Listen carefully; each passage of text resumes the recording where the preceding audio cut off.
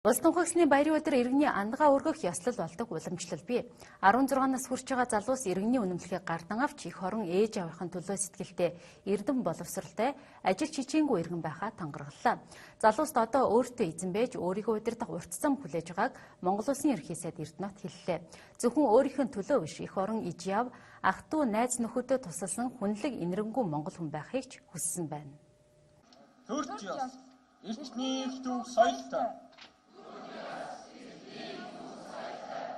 тусгаар тогтсон Монгол Улсын иргэн бий. Хүчирхэг төрийнхөө дор хуулийг чангалан сахиж хүчирхэг төрийнхөө дор эв нэгдэл их чөлөөг дээдлэн их хорон тусгаар тогтнолоо амьлан хайрлаж хүмүүнлэг иргэний ардчилсан нийгмийн төлөө эрдэм боловсралтай хүнлэг инэрэнгүй жоромт иргэн байхаа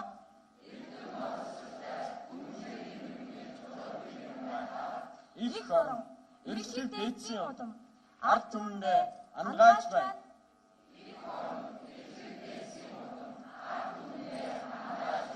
Ангааж байна. Ангааж байна. Хүндэт зочдоо Монгол Улсын гэрийн гоолол.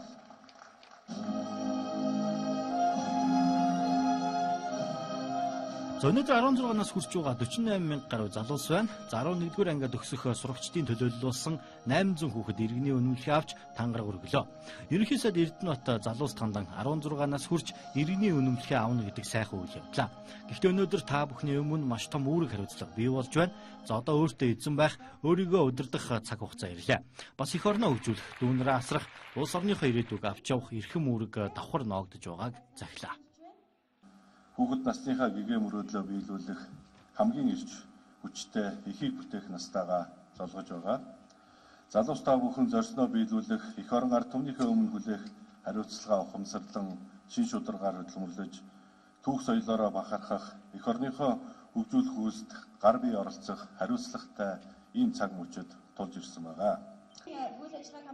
За тангараг өргөх ёслолд оролцсон залуус сурлаг хөдөлмөр авьяас чадвар гэд бусдыгаа манлайсан шилдэгүүд байла. За шатрын дэлхийн аваргууд бусдад тусалсан хүнлэг сурагчид, чадварлаг зохион бүтээгчид, онц сурлагтнууд, хөгжлийн бэрхшээлтэй хүүхдүүдийн төлөөлөл болсон сурагчид төрийн ордонд өргөдөжээ. За залуус өөрсдийн мөрөөдлийнхөө талаар ярьж байна.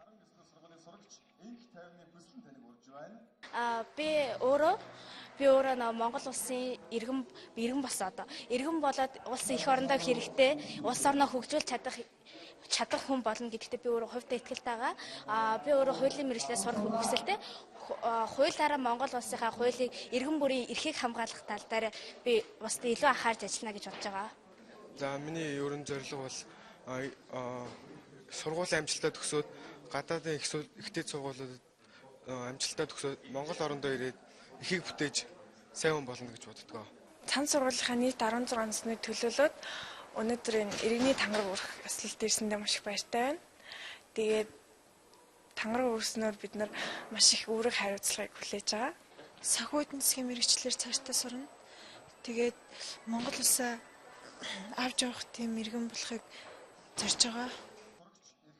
За өөрийгөө жолоодох, ирээдүйн талаар бодох насандаа хүрч байгаа залууст баяр хүргэхээр за Монгол Улсын ерөнхий сайд болон улсын хурлын гишүүд урлаг соёл спортын салбарын ч хүрэлцэн иржээ. За залуусын өмнө олон асуудал бий. За дээд боловсрол эзэмшихэд сургалтын төлбөр төлөхөөс эхлээд саад даваа олон. Харин засгийн газар улсын хурл энэ бүх асуудалд анхаарал хандуулж хууль эрх зүйн шинэ орчин бий болгохоор ажиллаж байгаагаа дуулгарлаа. Залуучуудын хөгжлийн тухай хуулийн төслийг бид боловсруулад эх 7 хоногийн 3 дахь өдрийн засгийн газрын хуралдаанаараа анхны үзэл баримтлалыг хилцэхээр бид бэлтгэж байгаамаа. Энэ залуучуудын хөгжлийн тухай хуулийн үзэл баримтлах зарчим нь эзэн хичээвэл заяа хичээнэ гэсэн үндсэн нэг л зарчимтай. Та бүхэн хэр хичээхийн хэрээр бид тэр боломжийг олох. Залуучуудын хөгжлийн тухай хуулийн төсөл дээр бид үндсэндээ сүүлийн 3 жил ажилласан. Зөвхөн сургууль соёл төгснөхийн дараа биш. Оюутан байх үедээ цагийн ажлыг тэр болцоог нь олгож өгөх. За дээр нь бидний нөгөө оюутан сурагчид маань сургалтын төлбөрийн асуудал байж байгаа. Энэ бүхнийг нь өөрсдөө бие дааж шийдвэрлэх. Ерөөс оюутнууд маань өөрсдөө санхүүгийн хувьд тэр эрдэм боловсролын хувьд тэр бие дааж хөгжүүлэх тэр болцоог нээж өгөх ийм заалтууд бол энэ хуулийн төсөлд орсон байгаа. Тэгэхээр ажлын хэсэг ажиллаа. Тэгээд залуучуудынхаа санаа бодлыг тусгаад олон хилцүүлэг явах учиртай. Ингээд яг Монголын залуучуудын санаа оноод нийцсэн тийм цагаан хууль гарна гэдэгт итгэлтэй байна.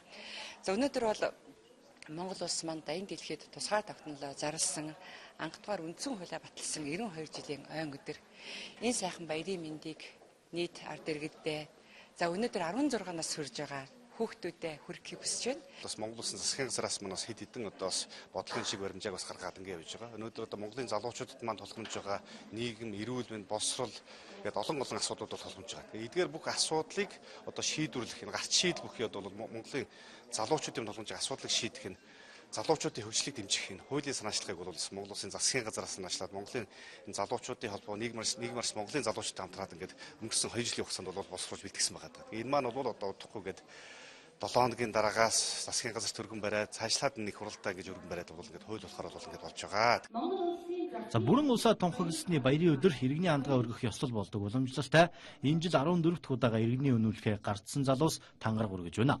За Монголын залуучдын холбооноос санаачилсан энэ ёслол Монгол улсын ерөнхий сайдын ээлдоор зохион байгуулагддаг юм а.